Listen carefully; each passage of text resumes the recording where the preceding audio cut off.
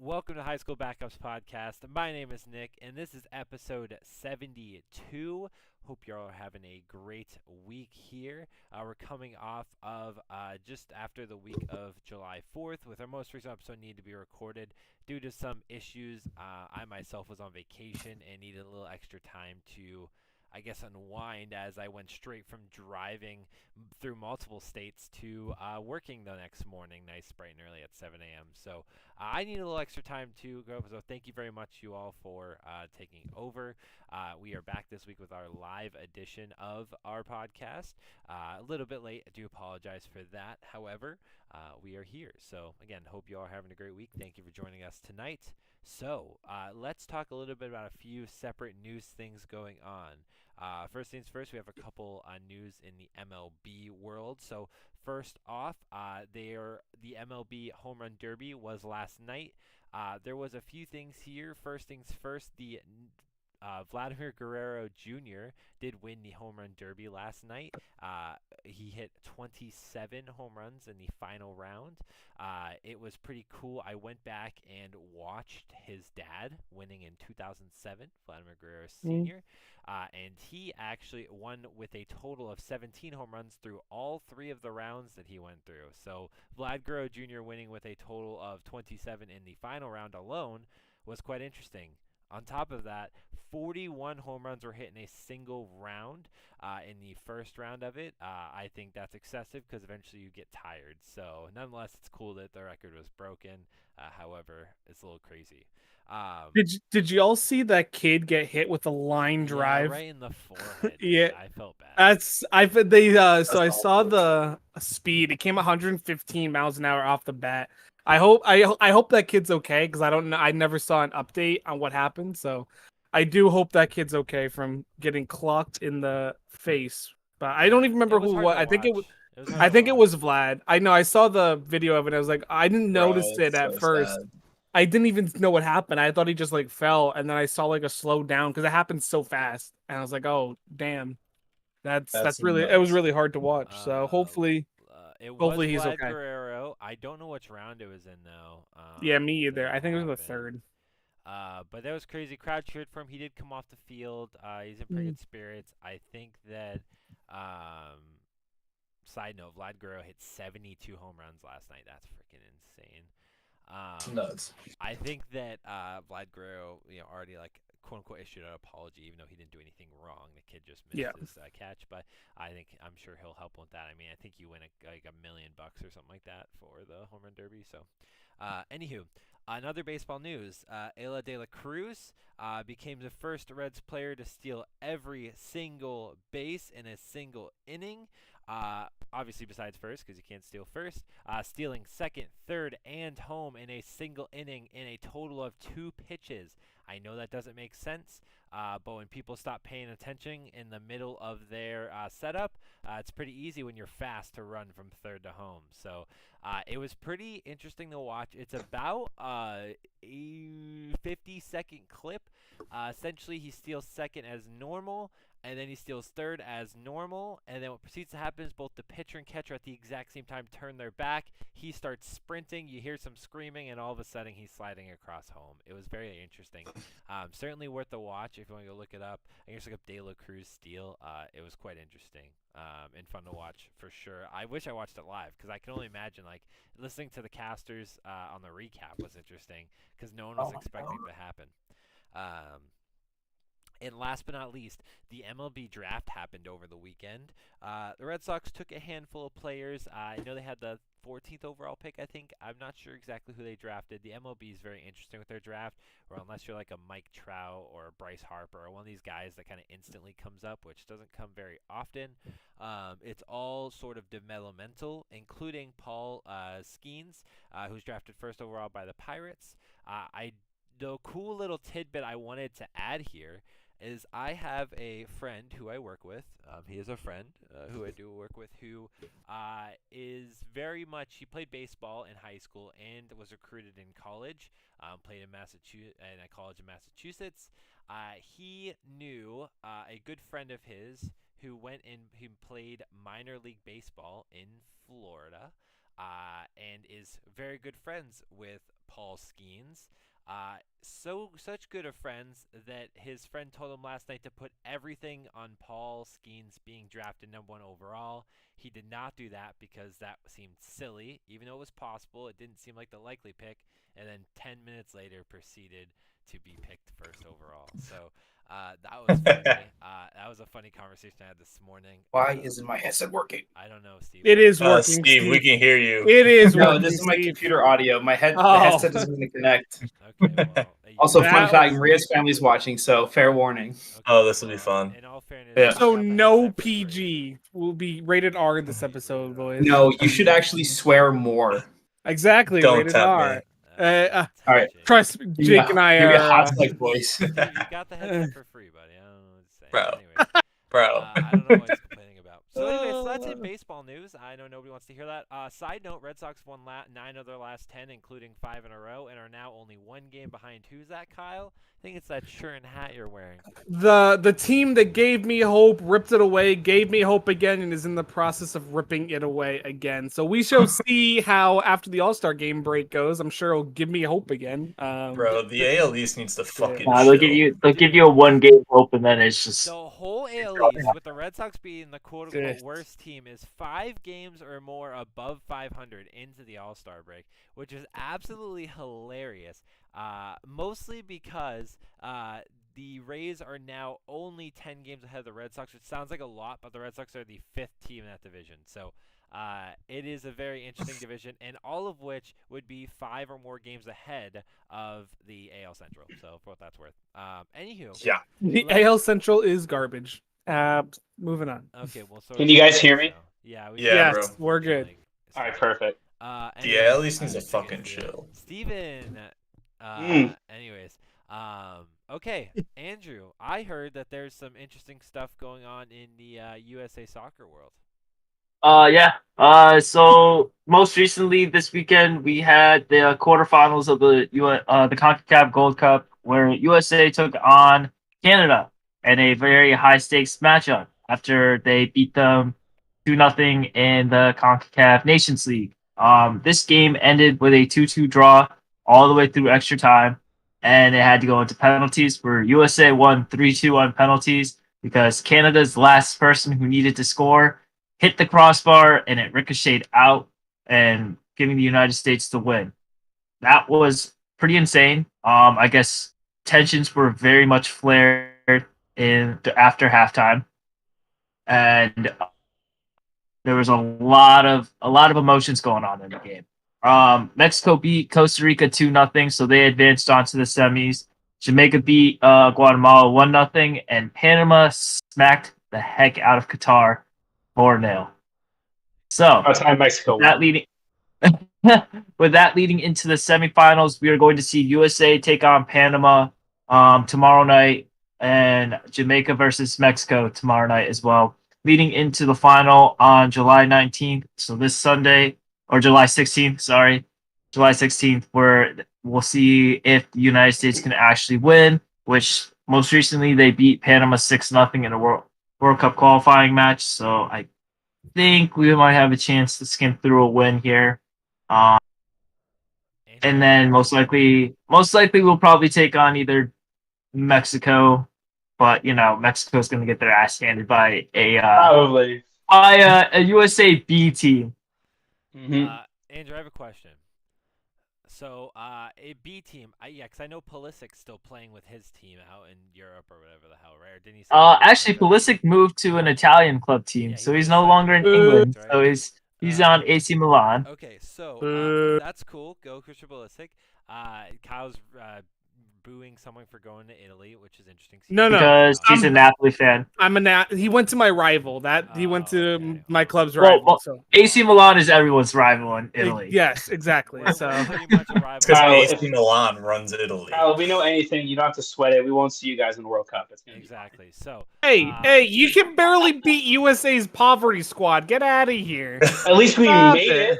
So I answered what my question was. For those who don't know a bunch, including myself, what implications does this tournament have? Does it have any? Is it simply for like practice in a way?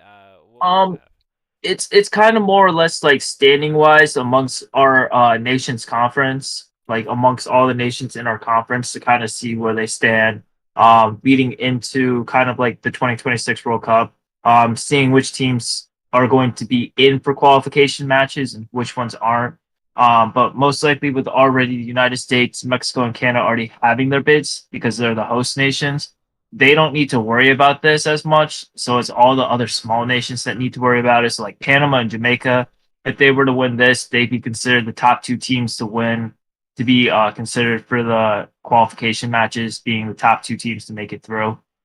So there's a lot on the line, but I mean, with the United States already winning, they kind of just want to win more gold so they can keep on a high trail going into next summer's tournaments that they're going into, and then the 2026 World Cup. So they're just trying to keep themselves on a high pedestal right now. Gotcha. And as you said, the American B team, if you will, considering most of the best players are out in other countries playing for some of the better teams in the world. Yes. Yes. Awesome. Okay, well, that's good to hear. As someone who really only watches the World Cup, speaking of that, I don't know if you know this off the top of the head, Andrew. I keep getting advertisements. I'm always excited to watch. The Women's World Cup is coming up soon, yeah? Yes, it is actually in next 2 weeks. July 20th So, is the first game. Yes. Awesome. July 20th, That's where exciting. the United States women's national team will be trying to go for a three-peat, and they already beat Wales 2-0, thanks to Dennis Rodman's daughter, Trinity Rodman, scoring 2 goals. She's already been a big, massive key player to the United States women's team, And she's young, pushing them right? forward. She's pretty young. Yeah, she's really young. She's like 18, 20, something like that, yeah. Yeah, and then you got Megan Rapinoe and Alex Morgan, 2 superstars who have been on the U.S. women's national team, looking to get their their fourth World Cup, I think. No, their third World Cup win with the team, which would be insane to watch these two get.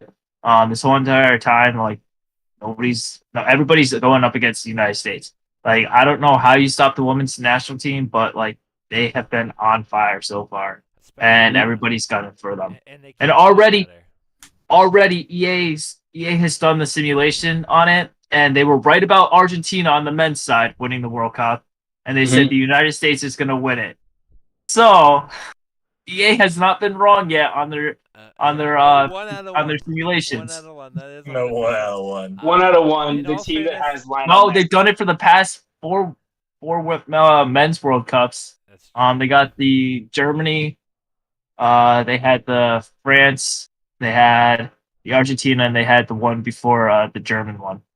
Yeah, and So- it's interesting. The USA, it's one of the ones where they dominate, considering the men's team has been not good for a few World Cups until this most recent one. We know that Most of they them. made it pretty far, and it only seems they're going to go up from there with all these young people. But this woman teams there's a constant flow of talent with Megan Rapinoe going to be retiring. She officially announces her final World Cup. I'm sure Alex Morgan's will be coming up in the next 1 or 2 after that, as she is getting into her late 20s. I think after this World Cup, if they win it, I feel like Alex Morgan's gonna say, you know what, I've had enough. This is it. I'm gonna hang up my boots for international play for this. I'll play around and been leading into the next one, but like for now, like this is probably my last World Cup. She's gonna play a Messi role, like where she's just like, you know what, I've done everything. I scored goals. I'm up there. You know what? This is my last one. This is for us to kind of lead the next group into the next generation of the U.S. women's national team. Certainly. So an icon like Megan Rapinoe and Alex Morgan are very key to this team to kind of help lead this team into the next steps. For the record, Alex Morgan is 34. Yeah, so Yes. if So you it's get to that likely point, this yeah. is This may be her likely last. this might be her last. Also, around that age as well, maybe. Why did I think her last name was Rapinoe? It might be, but I think it's Rapinoe. I don't know. It is Meg- Rapinoe. Yeah, Okay, I trust you, Andrew. I'm just questioning why I thought it was Rapinoe. I think the Rapinoe media sounds pronounces sus. it I don't wrong. think so. That might be it. That might be Anyway, it. Megan Rapinoe's 38, by the way. Yeah, So Alex Williams might Oh, have wow. one more, but really the truth of the matter is, there's so many young girls on that team that are 25 and younger.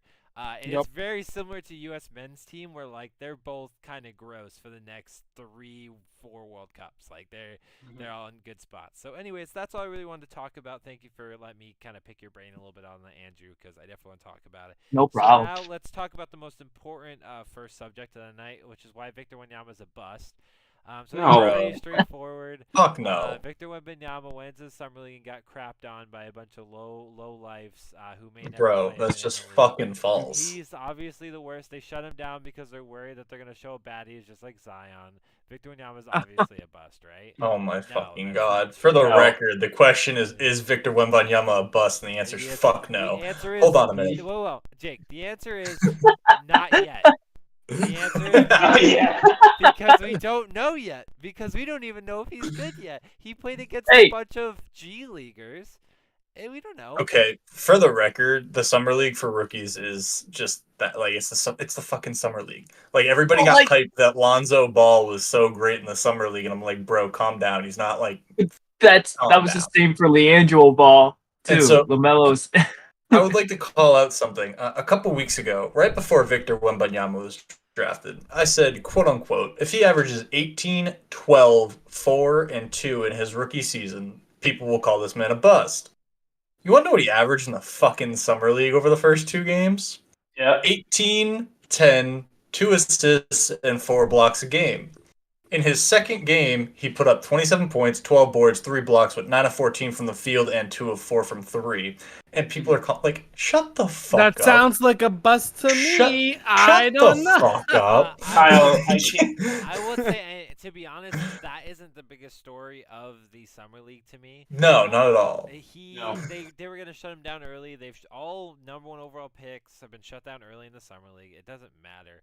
I'm a little biased. Here, but thus far, in my personal opinion, This man's about to say Jordan Walsh is the best player in the summer league. no, That's exactly I'm not what he's gonna about to say say. that. What I am gonna say is that the biggest story of this summer league has been Jordan Walsh and JD Davidson, who was drafted last year, and there's a reason. And the sole reason is the fact that when you're looking at picks that matter, right? We're looking at the Spurs pick in Victor Wembanyama to matter long term. But Yeah. when we look at the Celtics, we're looking at a team that was really this close to being able to make it to the finals and have a really good chance at doing at least better than the Heat did, nonetheless winning it. And they've made some serious changes with moves Marcus Smart and so on, and they gave up a few assets to get Kristaps Porzingis and kind of get these other few pieces. So for me, Building up draft capital. For me, yes, agreed. Steve. Draft capital. The biggest thing that they could do was utilize their draft picks to hopefully fill in some of these gaps, such as Grant Williams, who is now gone, and such as some sort of like Marcus Smart distributor, get someone who maybe can play 1 PG, 2 PG, be a distributor to those guys, because there's a lot of people who can score, including Jordan Walsh, who by the way is shooting 42% right now from the 3. He's literally a Grant Williams but more athletic and better on defense. Like that's seriously, he's more lanky, but like that's an actual thing. If he continues, it's summer league, I agree, but that's what we're seeing so far. And J.D. Davidson's playing super well, is being a really good distributor. Also, I saw Jordan Walsh throw a ball behind his back for a 3-point sink, so I was like, damn, okay, maybe this dude's a distributor. So I think that's the most underrated storyline of the whole summer league. I'm surely a little bit biased just because I am a Celtics fan. But for me, when we're looking at biggest possible outcomes, these 2 players helping the Celtics make it to another championship and possibly win it is huge. It's bigger than anything else. If J.D. Davidson can actually come off the bench and be a distributor, yes, that is huge. Sorry, Steve, go ahead. I didn't cut you off. No, I mean, at the same time, too, because considering we're about to pay Jaylen Brown a ton of money, I think it's definitely a breath of fresh air knowing that, oh, yeah, we can still draft pretty well. Considering when you have a lot of players that take up a lot of cap space, you kind of need to draft super well. But to get back to Wembanyama, I mean, it's really not going to matter until the regular season comes. I mean, this is the same thing as the NFL preseason where everyone raves about, oh, this quarterback did so well, this quarterback did so well this game. It doesn't matter. It's preseason BS. It's going to change when the regular season comes. It's just we're overreacting, and it's 2 games in a summer league that doesn't matter. So people will do everything they can to say dumb stuff. But it is what it is. I'm just kidding. I I'm mean, just kidding. Oh. Who's the best Yeah. player playing in the summer league right now? It's Jabari Smith Jr., right? Like the Rockets' second-year guy. Yeah, probably, and that's because he Like- has real NBA minutes and played crazy good Yeah. last year. Yeah, that's what I mean though. Like Yeah, so I that's agree, that's yeah. the best player. That like Who okay, did he play with in college? I forgot. Jabari Was it- Smith. Was it Kansas? I got Who did I he play for in forget. college? I thought it was I forget. Kentucky. It Oh, that probably might be was. it. That But, might like, be it. But like you're talking about the NBA fucking summer league. Like it's fun to watch. It's fun to get hyped. But at the Auburn. same, It he was played at Auburn. Auburn. Yeah. We were It all wasn't- I was lost. about to say. You're all Hey, I was hey, about here's to my say. question. Can anyone tell me who the best player in the summer league was 2 years ago? 2 years Peyton ago. Pritchard, wasn't it? Who'd you say, Andrew? Define the best He player. was the Like, MVP what do of the we? summer league. Oh boy. Okay, I don't know. I Was it? didn't No, watch it. no. Was in it? the It NBA wasn't. Summer League 2 years ago, the NBA Summer League MVP. Correct. Well, wasn't it Leandro Oh. Ball? One summer. Was it Cam Thomas? It was. He was one- Thomas. There's no shot. Holy- You didn't look that up. There's no. I shot. did, but I Kyle's tried Ryan being Cap. smooth. And Cam Um, Thomas Do you is know a who the reserve player for the run- Brooklyn Nets. So the So Celtics came in second that year, and Davion Mitchell, who just got traded from the Celtics, was the runner-up for MVP. Just a side note. Davion Mitchell's on the Celtics now. I think he got traded. He wasn't. And No, he with got that, traded. we He barely got hear about traded. it. Oh, I'm Beginning thinking of of Davion Mitchell, Oh. the guy for the Kings. Yeah, there's like a guy just got traded. I don't fucking know anymore. Deal. There's too Anyway, many people. Point being. Also, I gotta. That's all. Also, I can just constantly see you, Nick, just looking behind your back because you have two kittens just literally going crazy. Yeah, they're just doing their thing back there, man. They're chilling. Anyways, can anyone name the summer league MVP last year? Last year, wasn't it Paulo? Don't even look it up. He's on. Don't look it up. It definitely is not He's Paolo. on the Kings. But Oh, God, Kings. I don't even think he played last year. Who the I don't fuck think was he it? did. He Yeah. did play last year. What the hell? Okay, he played almost every game last year. Bro, who was it? It was Keegan Murray. Oh, yep, okay. Oh, that makes sense. That makes sense. Fourth overall pick, by the Mm. way. Entry. That Anyway, makes so sense. that completely derailed. The short answer is Victor Wembanyama is not a bust.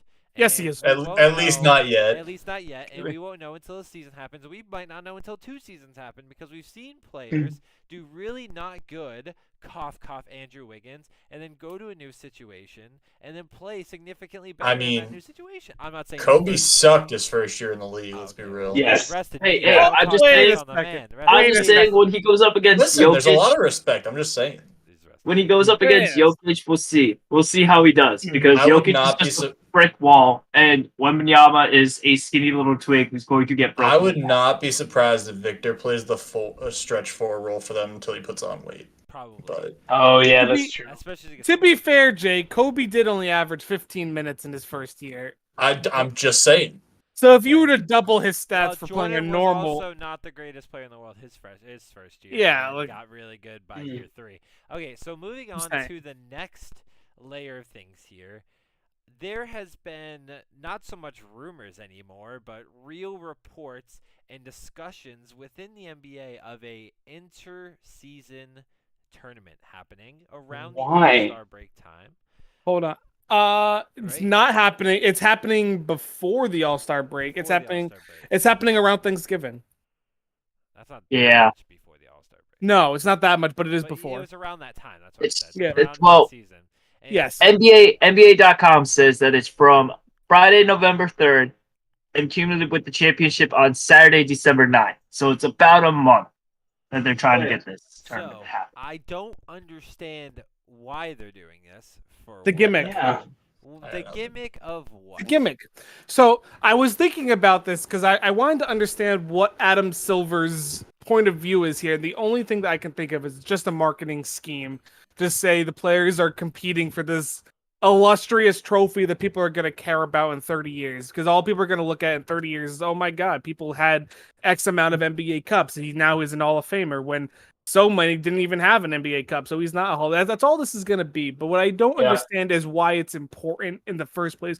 The whole point of the regular season should not be to play for a stupid mini tournament. It should be to win the championship at the end of the year. That's the point of the regular Not the season. So middle like of the year. exactly, you don't play for something in the middle of the year. You play for the Well, thing at do you the know end what'd of the be fun year. in the middle of the year, and I thought about this, and they've done something like that. They do something like this in the NBA All-Star game. Do like a 3v3 tournament.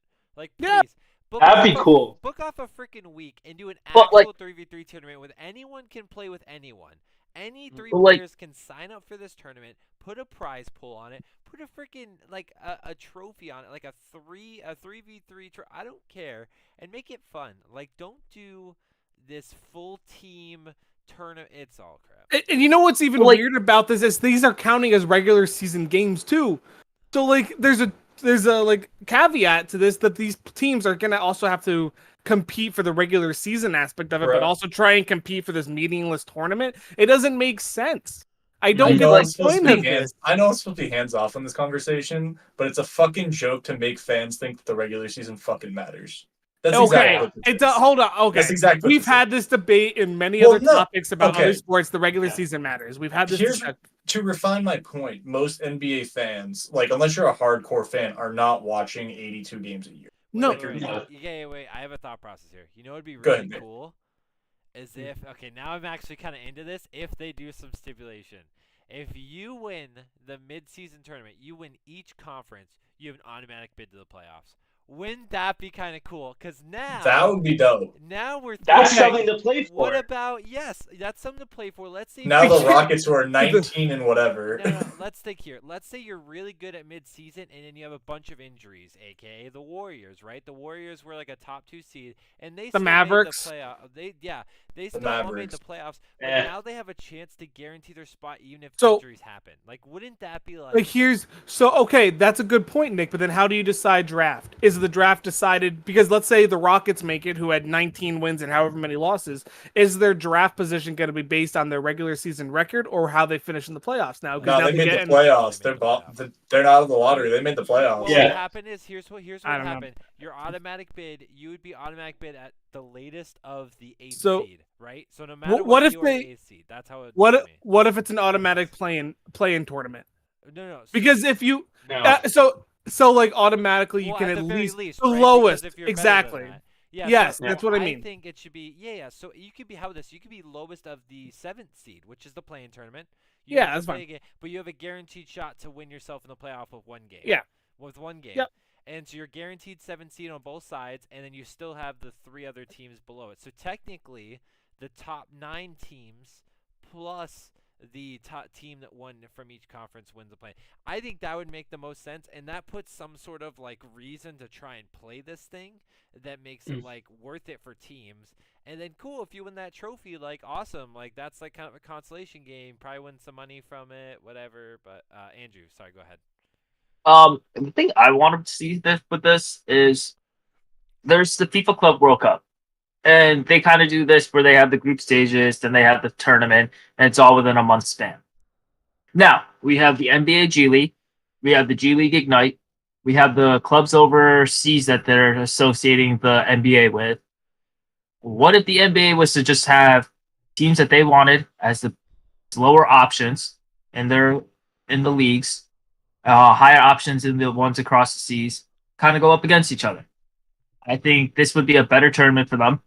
And it's not like it would be like this would go against their regular season record, but like this is something instead like they have going on as a sidetrack option. Like I hate this in-season tournament thing because if it's going against like the NBA season, it makes no sense. But if you do it for like a G League team or a team overseas where we're bringing all these prospects in, you're getting a chance to actually have them go up against NBA competition where they're going to have a chance to be able to play against them. What you're saying, Andrew, is kind of like the Champions League, but for basketball, where you get the champions of every single basketball league across the world competing in a little mini tournament.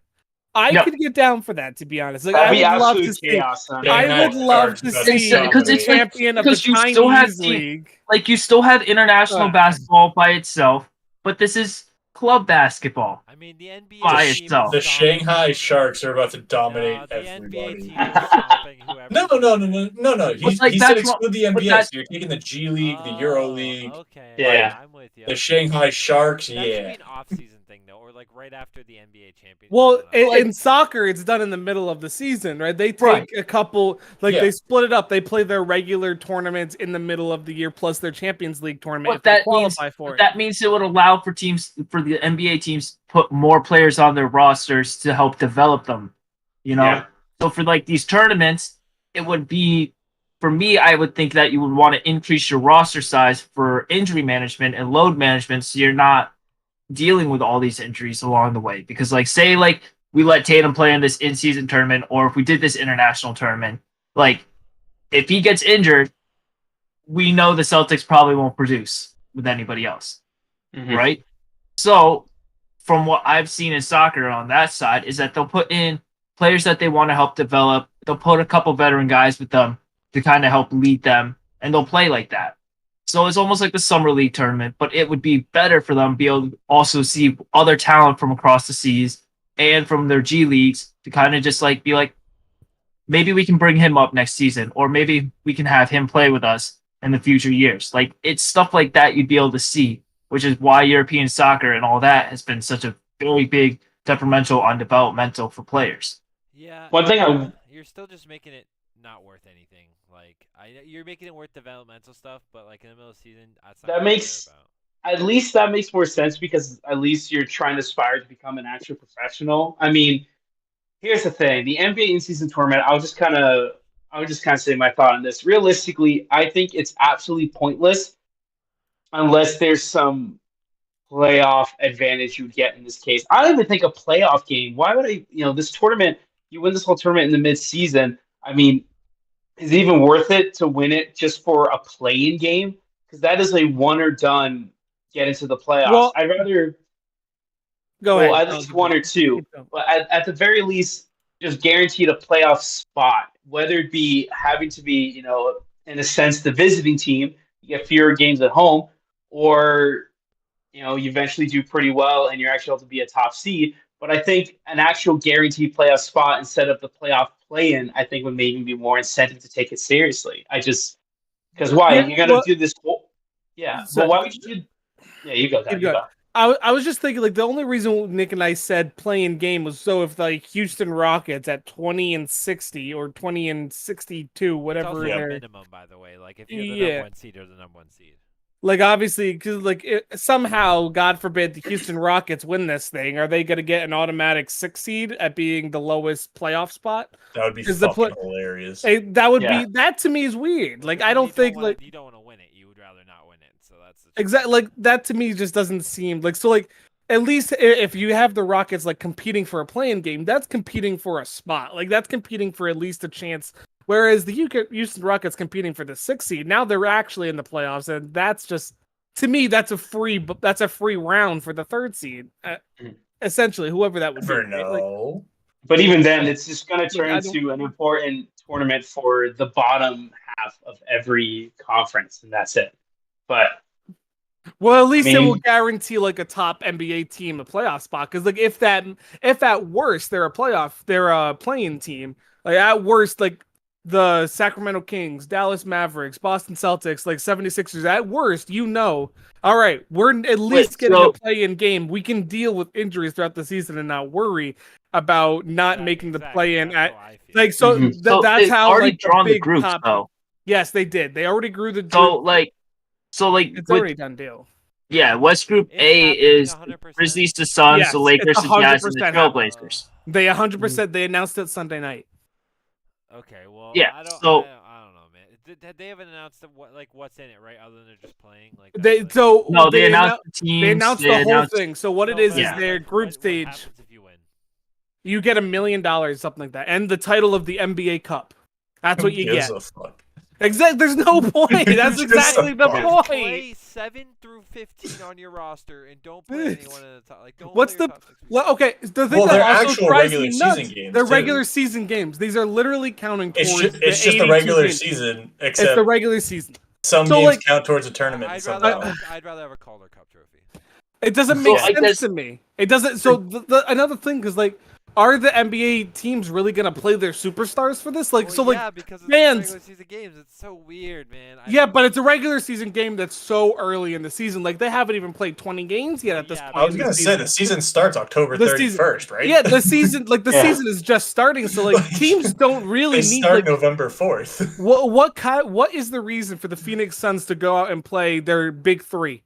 for this thing. What's the point for them? Fans are going to come here to want to see the big three at a regular season game. That's why you go to a regular season game. And the Suns are going to be like, no, we don't want to risk injury for a pointless tournament right now. Like yes, it also... You gotta look at the groups, though, too. You look at West Group A, it's the Memphis Grizzlies, the Phoenix Suns, the LA Lakers, the Utah Jazz, and the Portland Trailblazers. Like, you know the Lakers, the Suns, and the Grizzlies, though, are like the top 3 teams that are going to advance out of that freaking group. Well, they can't advance. It's one advance is guaranteed, and then the second best of the other 3 in their conference.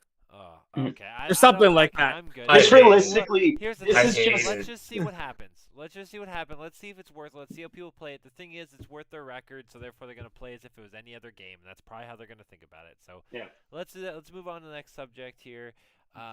Okay, we can talk briefly about this, Kyle. So Jake and I have opposite I arguments have some here. thoughts on this as well. So Go for Alex Debrincat was traded from the Ottawa Senators, who literally traded for him last year, and for the 7th overall pick, and has now been traded to the Detroit Red Wings.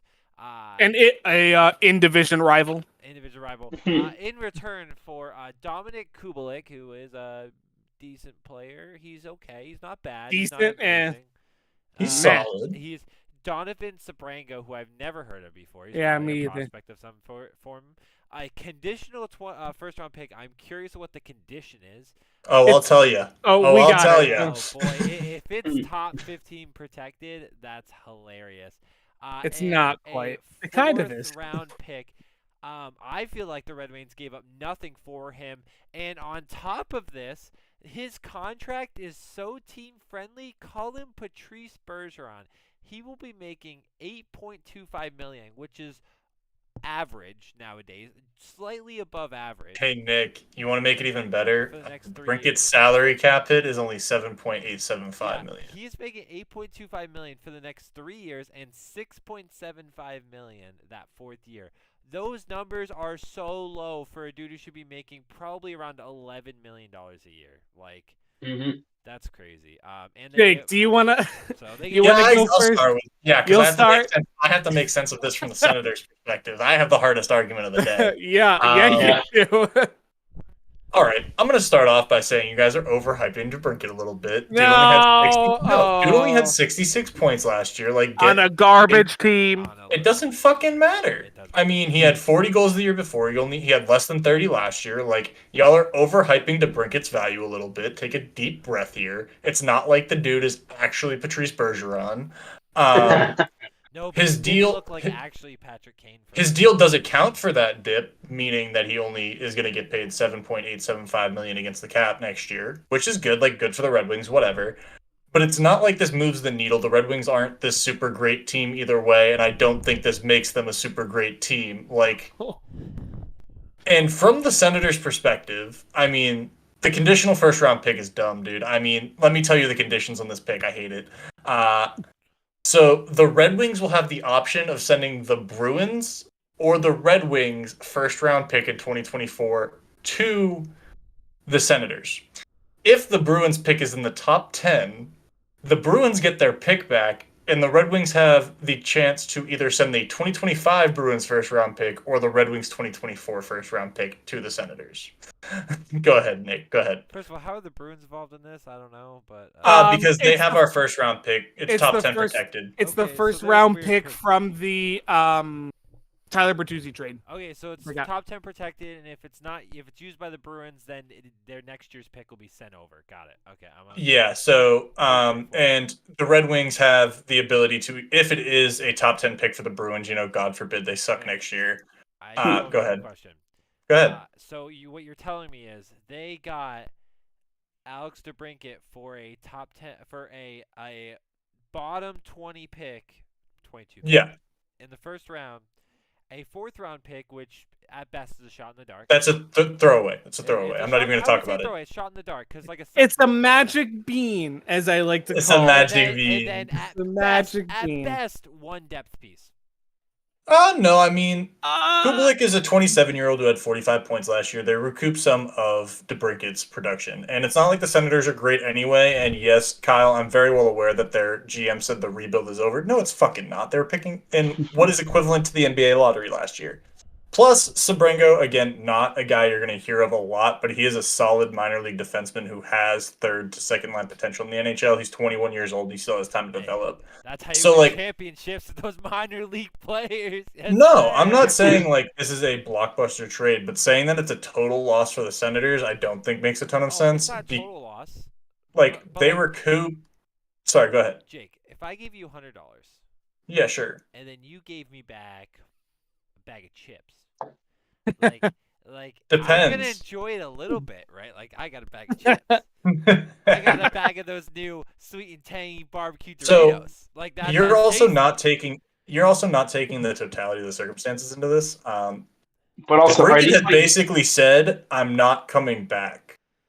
So Yeah, why would he go to a garbage franchise in a no, garbage but like city? he's Of on a course not. contract. No, he's on a contract year, and it's essentially you're telling them he's not coming back. Everybody knows that, and then you also have to find a team that's going to trade for him, and then sign him. So you're limited to whoever he's going to do a sign and trade for, right? Cool. Do you wanna Like the hear market was counter not point? hot. Do you wanna hear No, counter I point? don't. Hold on, give me a minute. I'm not done finishing my point. They got the best deal they possibly could out of this. It's not like No, they Detroit didn't. was one of the yes, they did. No, they did. Given I'll yes, tell you given why. the I'll tell you why. circumstances. No, you're fucking wrong. It is. No, Yeah, given I the haven't even said circumstances. my argument yet. Yeah, I by know. the way. Given the, I mean, you're making it while I'm making mine, so it doesn't fucking matter. Ooh. I mean, he is. Nick's also making Embarrassing. No, but genuinely, like you've got a player who literally is saying, "I'm on the last year of my deal. You can either let him walk for nothing, or you can recoup what you can and take your losses." And that's exactly what the Senators did here. Like, is it an A+ move? Absolutely not. It's probably not even a B move, but like giving it a C or a C+ is not bad. And if I'm the Senators, I'd take this over nothing. Okay. I'm gonna wait until I know you're Bitch. 100% done. I'm gonna wait till I know. Hey, this is right. This is the Oh, no. Red Wings to the Ottawa Senators. Okay, Jake. Let me just explain to you why this Also, move. Kyle gave me the shit argument, and I still won. I did. No, you did. I haven't even gone yet. Gee, hold on. You don't need Hold to listen to what you gotta on. say. Listen. making sure Oh, Maurice you is got listening. him. You got him. Hello, you can come in at any time. Okay. Oh, it's Anyway. Riley? Yes, please. Riley's so much more interesting. All right, that's enough. That's All right, that's let's go. enough. Make your man. argument. That's Kyle. Go for that's it. Make, enough your, out of make you. your points. Let's go. Alex Happy belated DeBrincat, birthday, Riley. Alex DeBrincat has had 2 40-goal seasons while he's under 25 years old. That Did he have already one last year? makes him. He played for a bad team. Jakes, hold on, Did he hold have on. one last year? Let me say my argument. I let you get like No, you 60%. didn't. I No, let you you get 60 of the way through. I let you get 60 of the way through. So let me at least get 60% through. All right. He had 40. He's had 2 40-goal seasons. No, he. Wait, guys, let Kyle talk. Let Kyle talk. Come on. I'm sorry. That was Dear fucking Lord. hilarious. That was fucking He hilarious. had 2 40-goal seasons. No, he didn't have one last year, but he didn't play with Ottawa's top line, so he wouldn't have had that scoring record anyway because he didn't play with top talent. Also, Alex DeBrincat grew up just outside of Detroit. He's a hometown kid. He would have gone to sign with Detroit for anything. It didn't matter. The point of why this is a win for Detroit isn't necessarily because of they got a superstar and they didn't get him for much, but it's because Ottawa didn't get any of Detroit's top talent prospects. They didn't get Simon Edvidson, who is one of the best defensive prospects Or the out top there. 2 defensemen who are They disgusting. didn't get Marco Kasper, who is one of the best forward prospects Detroit has. They also didn't get Willem Willander, who they just drafted. They could have gotten a draft. They could have made this move during the NHL draft, and they didn't make this move. The Red Wings also have 2 superstar defensemen right now in Lucas Raymond. Moritz Seider and Jake Wallman, who are top 30 defensemen right now in Where's the league. Lucas They didn't Raymond? make Is he a forward? Lucas Oh Raymond my, is a top forward. 30.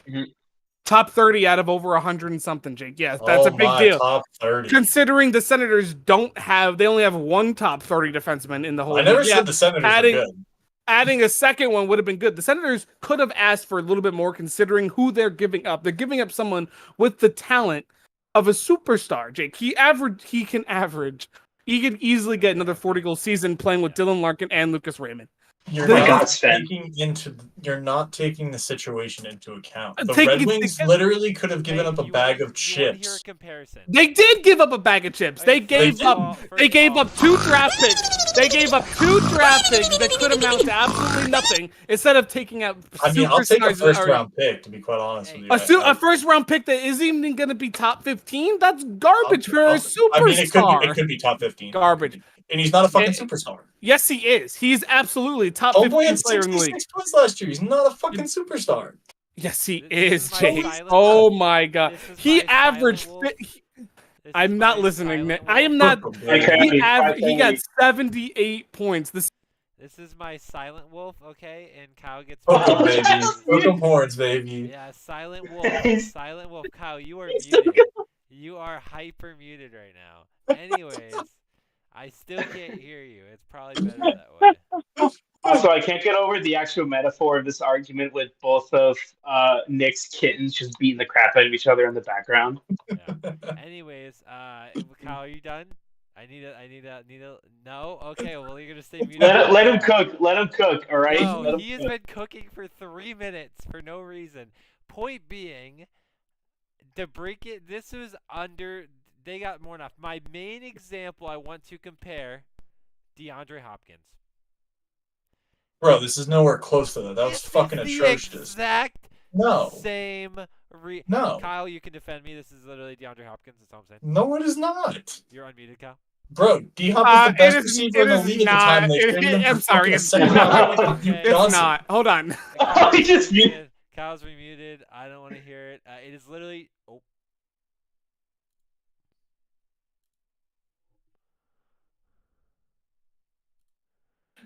I misclicked. Oh boy. Oh, I thought Kyle kicked him. That was quiet for about 5 seconds. Kyle's still still muted. Okay, so well now since my thing is, Kyle, you have to stop talking about Debrincat. You can make one more point. Yep. You have 15 seconds, okay? Here you go. You're good. I was only gonna say it's not DeAndre Hopkins because D-Hop. Okay, he disagrees with me. He's muted again. So, anyways, unmute him. Good God, Lord, this is ridiculous. Oh, he's mad. So, anyways, you're not muted, by the way, Kyle. To me, it's very similar. I'm not. My camera's not on. Like, sorry, guys.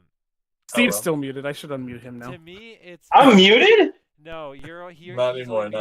No, Kyle muted Steve, but Steve isn't server muted. He's just muted Kyle. So correct.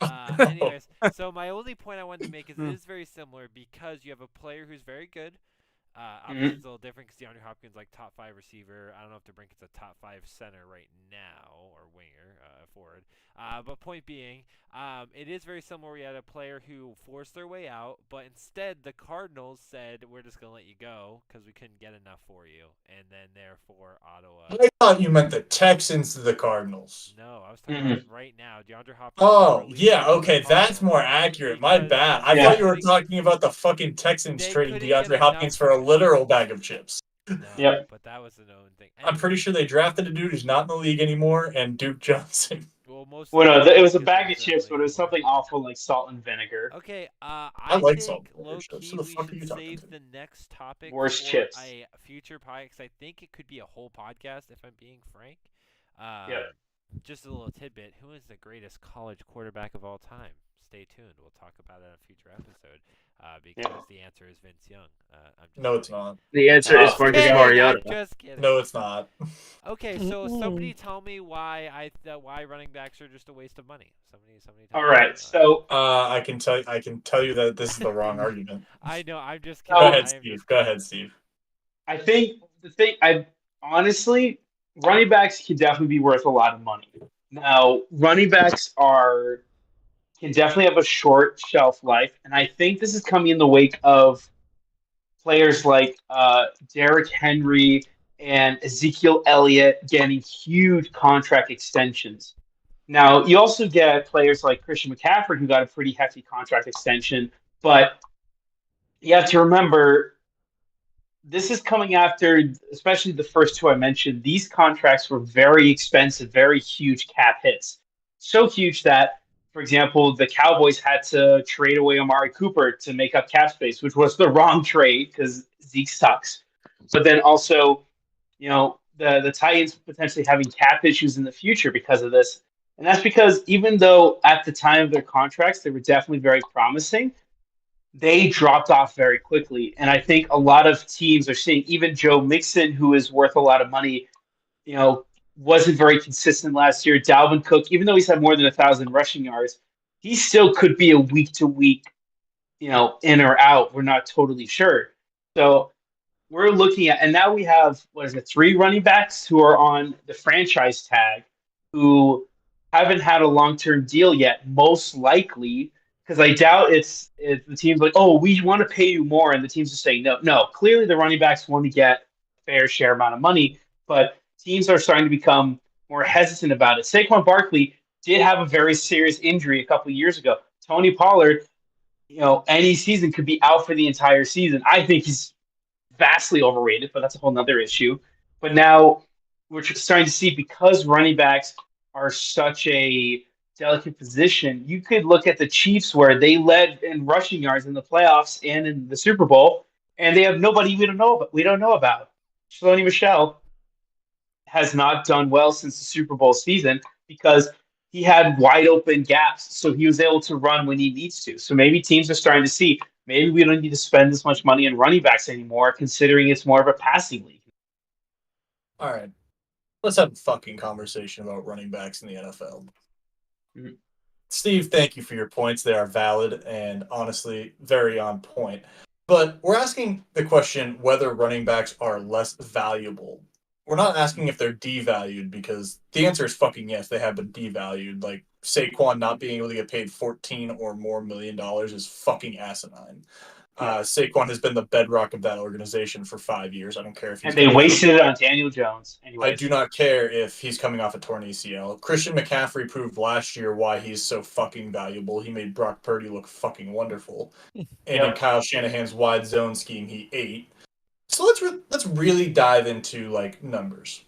I think that we can all agree the running back position in the NFL has changed over the last 10 years or so, right? Yep. So I decided to look into it. So for the 2022, 2012, 2002, and 1992 seasons, I went through and looked at the all-purpose yards that had over 1,000 yards. Because I think 1,000 yards is still the measure of like a very good running back season. Yeah. That's your, like, 1,000 yards. Like, oh, I was 1,000-yard rusher. And I also took, the combined touchdowns over 10. Again, 10 is probably a little bit of a high number, but okay. Like, really good season, right? Even if you don't hit the 1,000-yard mark, if you score 10 touchdowns, you're probably feeling pretty happy about yourself. In 2022, there were 16 people over 1,000 yards just rushing. There were 18 total players because Kamara and Fournette made it over 1,000 yards combined with rushing and receiving. Mm-hmm. Over 10 touchdowns, there were 8 rushing alone and 9 combined with receptions. I think Jerick McKinnon was the one who ended up making the extra one. Yes. Yep. In 2012, when, we think that running backs might have been more prominent. And that's Adrian Peterson's MVP year, right? Yeah, there were 16 rushing, 16 running backs over 1,000 yards. Same number as 2022. And 19 combined passing and receiving, only one more than 2022. There were eight people rushing over 10 rushing touchdowns and only 8 combined, so there's one less combined over 10 touchdowns. 2002 is a little bit of an outlier, but a reminder that LaDainian Tomlinson, Marshall Faulk, and a bunch of other great running backs were all in the league in 2002, including Corey Dillon and yada, yada, yada. Ed Dickerson. Yep. Eric, what? That's Eric Dickerson. Not in 2002. Kind of a golden age for Didn't he sure. set the record in, like, 2001? No, Eric Dickerson was like the 80s.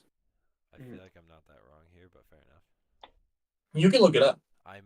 Please correct me if I'm wrong. So 2002 is a little bit of an outlier. I mean, I think this is around the time where Priest Holmes and or whoever else was in Kansas City. Like, it was a prime time for running backs. You had 17 over just rushing, which is about normal. You had 16 over for the last 2 decades, 2012 and 2022. You had 26 over combined because apparently a lot of teams were using their running backs as pass catchers.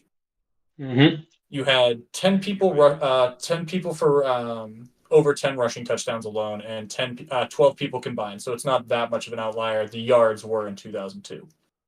In 1992, you know, that NFL that everybody talks about with all the great running backs, you know, the 90s, the hard-nosed back. There were 13 people who had more than 1,000 yards in 1992. There were 15 combined. That's less people than today, and in 2012 and in 2002. They had 4 people run for over 10 rushing touchdowns.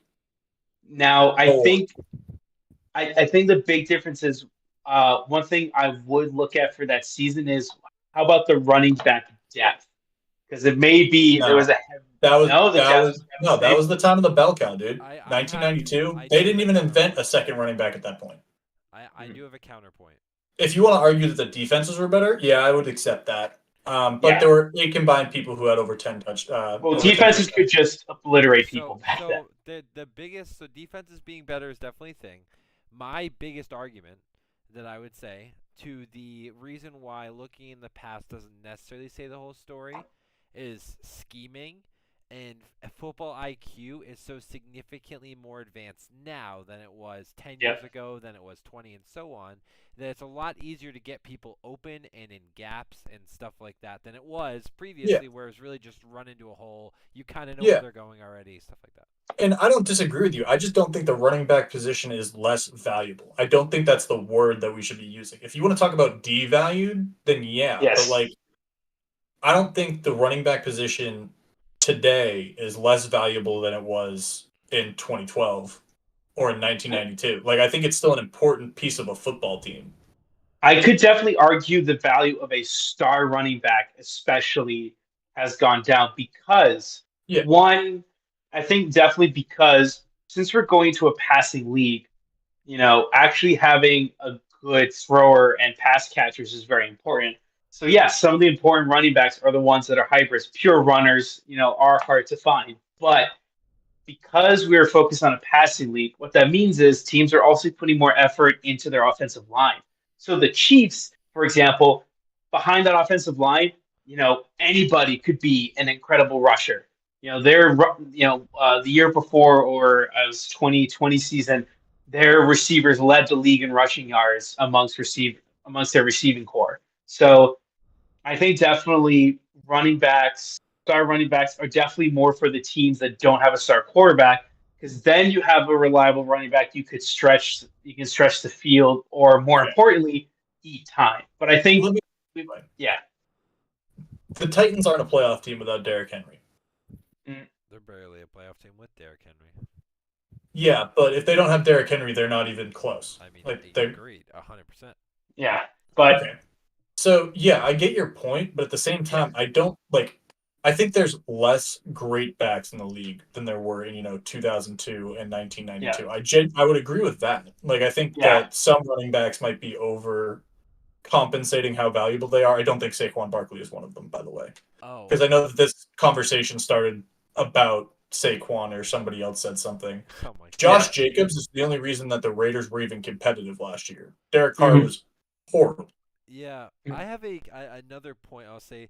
So rather than saying, less valuable versus devalued, stuff like that, let's talk about what does valuable mean. Because in my mind, valuable in terms of their importance to have a good one on a team is vastly different from valuable as in how much you should pay them. In terms of like percentage of a contract. So there's like statistics out there that quarterbacks that are paid more than, I think it's like 16% of their team's salary cap have not won a Super Bowl until Patrick Mahomes. And that's just a different conversation. Correct, 100%.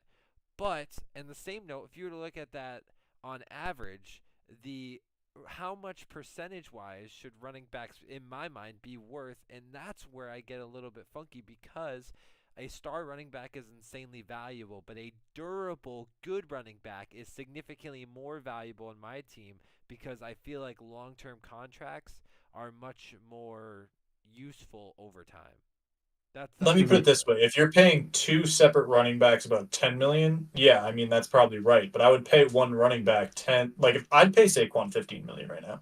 If I'm the Giants, hell yeah. He's been I durable since his ACL. I think I that's fair. probably wouldn't give him a Mhm. two. I probably wouldn't give him a 3 or 4 year deal. It'd probably be 2 to 3. But like, There is one running back in the league that I think deserves a 3-year deal, and I think it was 2 years ago, and I think he should have been the highest paid running back in the league, and it's Derrick Henry, because that yeah, dude it's fact. has literally barely ever been hurt, and he continues to run like a freight train. Every other Mhm. star running back has had some sort of decent long-term injury. The Did closest Josh to Jacobs have one? I don't think he did. he was hurt 2 years ago for a little bit, but he's also Okay. not quite on that level. Like he's not tier one. He might be like tier two, or he's I don't know, man. After last season, I might put him in that tier one range. the But closest Yeah, but one they to keep Derrick carrying. Henry, although he's a different type of running back, is Alvin Kamara because he doesn't get Mhm. hurt very often and yeah, he has a lot of production. yeah. Christian Yeah. McCaffrey last year and he didn't get hurt was incredible, but then all of a sudden he gets hurt and then he doesn't play. We've seen Saquon; he had his ACL injury, so that people are still anxious about. I'm still anxious about that, but when last year he was incredible, like when he was Mhm. playing. So the I best. also Yeah. Like I think there's a significant gap between the tier one and tier two backs too. Like if you're talking about the Derrick yes. Henrys of the world, yeah, obviously. Like I and Nick, I think your point about like what are we talking value to a team versus value like monetary? I'm talking value to a team. Oh, Like in Yeah. that case, I have a completely yeah, different discussion because to me, it's very important to have a durable running back. That's why Yeah. Leonard Fournette has been so valuable for so long. The dude like never gets hurt. Like he's been hurt a couple times in he like was hurt 8 years. his like early years, but he hasn't in, like since year Yeah, three. He and really hasn't he's been. been so Oh, incredible. And of course, everyone gets hurt here and there. Yeah, My biggest one, I think Bijan Robinson's going to be a beast because I don't think he's going to get hurt that often. Like I don't the care how dude's much he's productive. 240 fucking If I would pounds. rather have a dude get paid 15 million a year, but then play every season, have over 1,200 rushing yards, and never get hurt, than pay anything else, anyone else. And I think that there are a small group of people that fit that mold, and it's Saquon, it's Derrick Henry, it's all those people. and I definitely will say too that in terms of value to a team, yeah, I mean having a great running game in general is very helpful. Considering if you are a very good passing team that can run the ball, that just means the defense doesn't know how to defend you. That's basically how it is because you can beat them anyways. I definitely think the running backs like Saquon, who's definitely a hybrid, or Alvin Kamara, who's a hybrid, and Christian McCaffrey, and even Ramondre Stevenson to a point, these hybrid running, passing, catching running backs are definitely becoming more valuable now than just pure rushers. Derrick Henry really is one of a kind of just not only is he a pure runner, but he's also a heavy hitter as well. Yes. But And he's fast as Also, well. definitely, He's so yeah. we're fast. definitely just simply forgetting that Nick Chubb exists in this Okay, so conversation. here's the But thing. Nick Yeah. Chubb is one of those examples as well. I don't think he's ever been hurt. And every year never. in and out, and that's why I drafted him in our dynasty league because he will be that guy for another few more years. He's barely ever hurt. With Kareem Hunt may be leaving, I don't know, man. Who knows where he's going if he goes anywhere. He's so valuable because he doesn't get hurt and he's there every game and he plays well. He gets 80 yards plus every game. I I did mean, want I to think he averages like close to 1,500 yards in his Yes, average, it's doesn't he? ridiculous. And I Like, did want to ask Mhm. Kyle's opinion on this because I know he might have had a few different things to talk about, especially with Saquon. Even if there is like obviously like I have bias I for think Saquon. I'm also probably the only one who doesn't think that like running backs are less valuable in the NFL, and I know that's an outlier opinion, On a but team side, I think they're similarly valuable. If not, I think a durable running back is very valuable. That's what I'm gonna Yeah. say. A durable running back is very valuable. Kyle.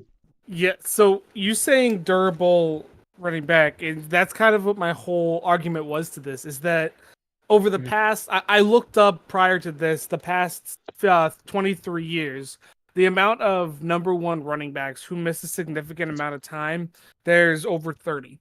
And the number of running backs that were considered top of the best, including Priest Holmes, Adrian Peterson, Arian Foster, Devontae Freeman, and Le'Veon Bell, all missed significant amount of time due to their injury.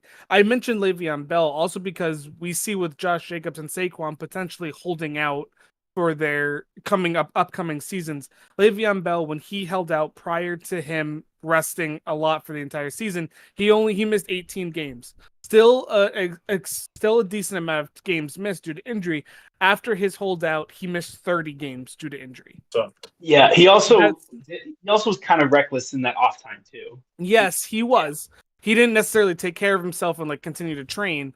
But I just want to like point out that with Le'Veon being like kind of the example here of where Josh Jacobs and Saquon are heading, if they do hold out, that puts them at a more injury for risk. Now, are teams really going to want to put 15, 16, 17 million dollars towards these players when both of them have injury history, especially Saquon? And Saquon was phenomenal last year, but the year before that, he was not himself. In fact, he was a shell of himself because you kept seeing in his routes, in his attempts with the ball, he was afraid to get hit. He was afraid to juke. He was afraid to run. We saw old Saquon come to form last year, and it seems that Dable and Kafka were able to wake up Saquon from his old self and be like, Saquon, you're okay. You will be taken care of. We're going to give you designed runs. You're not going to have to worry about injury or whatnot.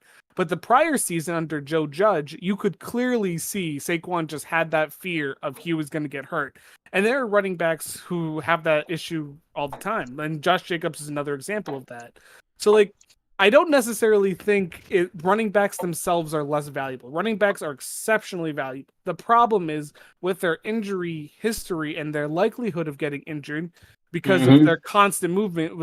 I feel like running backs are more likely to get injured than wide receivers. And I don't know if that's just from... I know I never played football, so that's kind of just a more of me as a viewer than as like an actual athlete perspective. Running backs' ankles get hit a lot more, and that's what I was thinking. Yes, because running backs get hit more, but wide receivers get hurt all the time. Well, not anymore because you can't fucking hit them. But that's kind of why it's because running backs get hit a lot. The only person on offense who is not protected from getting hit besides offensive linemen are fucking running backs. And so that's kind of like where I was going with this is that like I do think obviously the running back position is valuable, but I think you're starting to see more teams kind of, instead of giving running backs long-term high salary contracts, they're just looking at giving it to the next guy. And I think that's what the Giants are going to end up doing. I think that's what the Raiders are going to, the Patriots have done it for many years. It's not the first time they've done it. They do it now. It's what the Cowboys did with Tony Pollard. Granted, he's also someone who he just signed his I don't know, man. The Patriots have some backs hanging around a long time. Yes, exactly. They just did it with Zeke. So like it's been a steady past here with NFL teams just going, well, you're asking for a decent amount of our cap. Why am I going to give you that when I can give that to our quarterback, who is the most important part to our team, or I can give it to our wide receiver? Like it just happened. Patriots. The Patriots did it with Sony Michel. They did it with Damian Harris just this year. Prior to that, they did it with pretty much everyone besides Damian Lewis. I mean, I would argue that the Patriots have had some backs stay on for a bit, and they're always those depth backs. They're always the pass catching guys who who don't want a lot of money. James White didn't need a lot of money to hang around. Kevin Falk stayed for like a decade. James White was here for a decade. Dion Lewis was he really there for a decade? Yeah. He was there for 8 to 10 years. Yeah. Wow. He was there for 8 seasons. But he was there his entire career. Salary. So if you're gonna take only 2 to 3% of the salary, you're gonna keep you around easy. There's no question. No, I mean I get it. Like I'm not paying a running back, wide receiver, and I'm not even asking for that because top wide receivers get 20 to 25 million nowadays. If I'm Saquon and somebody offers me like 14, I'm kind of insulted. Like I am worth more than 10 million less than Devontae Adams. Yeah. If I'm Saquon. Okay. Here's the thing with Saquon. They're two different positions, and they have two different value, essentially. So, like, if I'm looking at this from the Giants' perspective, I'm looking at it right now, looking at our wide receiver room and going, this is something that we need to drastically improve. I don't want to. Sterling Shepard ridiculous amounts of money. I don't. Yeah, not Sterling we're going Shepard, to, but like, was it Kenny Galladay? Yeah, besides that. So, like, where I'm like, my point is, like, from the Giants' perspective, I'm looking at Saquon's injury history. I'm looking at what our roster looks like currently. If I know in the next couple years, next couple seasons, we're going to have to dedicate 10, 20, 30 million dollars to X amount of star wide receivers so this team even has a chance to compete, we can't commit that money to a running back who's injury prone. And here is my counter argument to that. Go for Saquon Barkley currently right now is the best receiver on your football team, and signing him to a 2-year, $30 million contract is not ridiculous. And you'll probably have a good enough draft pick where you can get wide receivers into the mid to late first round, if not the high first round, because I'm not sold on the Giants being that competitive next year. Not No. like an insult, but No, the roster makeup doesn't excite me. I also think the Giants last year was a fluke, considering last year they had to play a lot of easier games. This year they're playing a very hard schedule. When you go You- from the you- 4th seed to the 2nd seed or whatever. Yes, so. but also I think it's Darren Waller who's the best catcher on the team right now for the record, Oh, not buddy, you're a Saquon. few years behind. I'm telling you. Listen, No, Darren yes, Waller's production I- has no. fallen off in the last few years, Yes. but okay. That's Like- how bad the Giants wide receiver room is right now, Oh, Nick. that's Like think I, you can have- You can have an argument, Yeah, but, but- Saquon's your best pass catcher, in my opinion. Yeah. If not, he's your second best pass catcher. Cool. that's fine. Okay. Like Le'Veon Bell wanted $20 million or something dollars. It was outrageous for like a running back's value. Yeah, that's outrageous, and nobody in their right mind would pay a running back $20 million a year. But It definitely did for Bell, only because he was like getting 2,000 yards from scrimmage, and Yeah. he was reading literally his lanes. He was able to stop, read his lane, and then go. That's how good. Well, granted, that was also a product of how good the Steelers' Yeah. offensive line was You at want the to know time. something Like, crazy that we all forget? The What's up? Steelers at one point in time had the best receiver in the league and the best running back in the league for 2 years. and a top 5 QB. And a top 5 Q for 2 years. They had Yeah. within 2 years, 2 of them were gone and one of them got very old very fast. But this is the final point I'm going to make about it. Like, I don't think it's outrageous that Saquon is asking for $15 to $16 million a year when top wide receivers who produce less yards and less touchdowns. But- Obviously, a wide receiver one is very valuable. I don't just think it's a production thing, but like production wise, running backs, especially number one running backs who also catch the ball, do a lot for a football team. Like, I don't think it's outrageous for Saquon to be like, give me $15 or $16 million.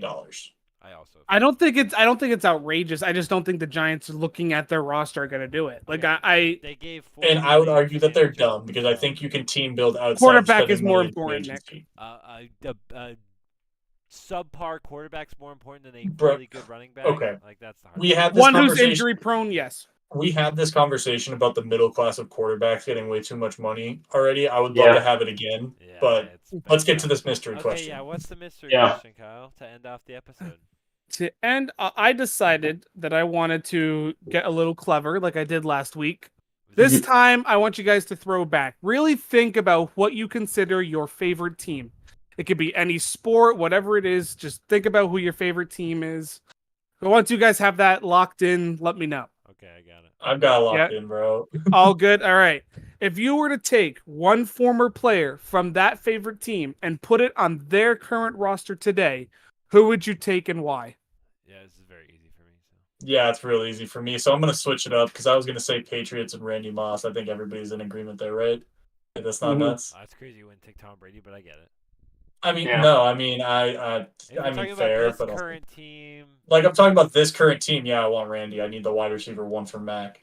But I'll switch it up because if somebody else is going to go with the Patriots and do something different, I can switch that up. Okay, I'm gonna do mine because no one's gonna choose mine. I'm Go gonna for throw a it. curveball. I'm gonna choose Optic Gaming because I love Optic Gaming. I'm gonna choose the Call of Duty team. Why are we laughing? Why are we laughing, Steven?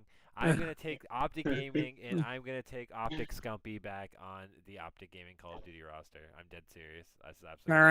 enough. Oh, Scumpy's on literally. If Scumpy's back, yeah. Scumpy, Shotzi, Dashy, and whoever the hell, or Scumpy. Nate Shot. We got Pred. We're all good. It's fine. That's what I'm doing. Bring back Nate Shot. All right. Steve, who are you going for? Well, I mean, my favorite team has always been the Patriots. I mean, that's what I grew up with. I mean, I would love to have Tom Brady back, but honestly, in his prime, give me back Julian Edelman. I want him back. I want the squirrel. I want Jules at his Okay. best. Fair. Yeah. That's fair. Andrew. And good. I'm gonna go soccer here. I'm gonna go with Chelsea FC. I'm bringing back Didier Drogba because that team needs a freaking striker who can score goals, and Didier was the one that could do it. Yep. So give me that guy. All right. Jake. So people don't really know this. I'm a huge Boston College football fan. Matt Ryan. And that's exactly where I'm headed with this, Yeah, bro. it is. Yeah, I The knew it. Eagles have been in QB purgatory hell since Matt Ryan left. Yeah, we need Matt Ryan back on the fucking field, Seriously. baby. I'll give it. I Specifically his should've known he MVP was- self. I should have known he was a choke artist back then because they were number 2 in the country headed into the ACC title game, and Virginia Tech can suck a big one. Okay, I will give an actual sports one rather than esports one. Question, Kyle: am I taking Yes. them when they played for them or in their prime for them? However you want to interpret it. Just someone Okay, from the I'm past. gonna be the Boston Celtics. I'm gonna take Shaquille O'Neal in his prime as my center. Not whatever he was when he played as the Celtics. So I'm gonna take. Bro, Shaquille I O'Neal actually- as his I prime. feel Or like Bill Rondo. Russell, rest I in feel peace. like you could have a Rondo argument there. Yeah, Yeah. sure, but or Bill Russell, rest in peace. But yeah, definitely Yeah. either a center or a point guard. So I mean, if we're doing that, then like Patriots can get like Chad Ochocinco or Prime Antonio Brown. Or I still think there's there's an some- argument that Randy Moss is better than all of them. oh, But that's Randy Moss is just absolutely. Oh no, he definitely. Yes, absolutely. So that Or just Uh, imagine like Prime James Harrison on the Patriots an right easy now. one, Kyle. If Yeah. I'm doing the Bruins, Bobby Orr, give him to me, please. Absolute- Copy. fair. I'm definitely doing the Rangers because they are my favorite team right now, and I 100% would take Mark Messier in his prime. Give me the legend, the last captain to lift the Stanley Cup for the Rangers. In this current team, you'd have to. If you didn't have Igor, I would take Henrik Lundqvist. Absolutely, but because we Yeah. have Igor, I don't need to worry about replacing a goalie because we already have a star goalie. So I'm gonna replace. I'm gonna get a top captain there. And For the And you could win for maybe the a record, series. for the record, Nick, Steve. bringing back Tom Brady didn't even cross my mind because I'm that confident that Mac Jones takes a giant leap this year. Well, on Yeah, that Ah, interesting note, Jake. Did anyone else have any other comments that aren't about Mac Jones for this episode? Patriots should sign Dalvin Cook and Hopkins again. But Yeah, we Please have not to wait a couple Dalvin. weeks. Please not We're not Dalvin. getting Dalvin. Bro, Point Please not being, Dalvin. I do honestly the team that's only team that's been on both of them is Dalvin and or is the Patriots, and on top of that, the only team I've heard connected with Dalvin is the Patriots. And D-Hop, it's between the Titans and the Patriots, so it's not looking too good for you, Kyle. Because I don't care about D-Hop. D-Hop can go to the Patriots. That's fine. I just don't want Dalvin because I have Ramondre right now. He's gonna get both. Interesting. Mhm. So that was it for episode 72 today. I actually think that we're gonna be doing an episode soon where we do our full season prediction pretty soon in the next week. I do know that Kyle will be gone a few extra episodes next month as he will be busy dealing with his little ring event, as we'll call it. And so he'll have probably one, if not maybe two episodes where he won't be here. So we want to get done before that. And so I think that'll be something in the next few weeks. Thank you all for coming today. We do hope you had a great time listening to us and hanging out with us tonight. If you're watching in the future, we hope you had a great time hanging out with us whenever you got the time to listen to it, whether it be on YouTube, on Spotify, on Apple Podcasts. We do hope you had a great time. Thank you for watching.